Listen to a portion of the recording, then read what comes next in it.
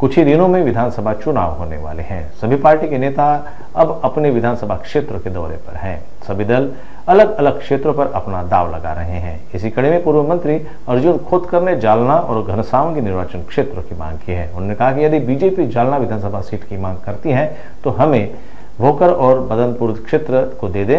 हमारा पारंपरिक निर्वाचन क्षेत्र आपस में जुड़ा हुआ है, इसलिए हम जालना और घनसावंगी क्षेत्र की मांग कर रहे हैं।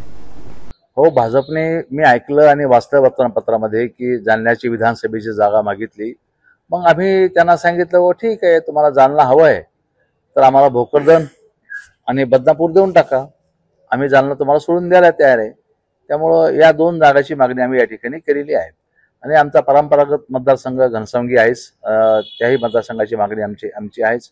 त्यामुळं जालना आणि घनसावंगी अशा दोन मतदारसंघाची मागणी आमच्याकडे आहे।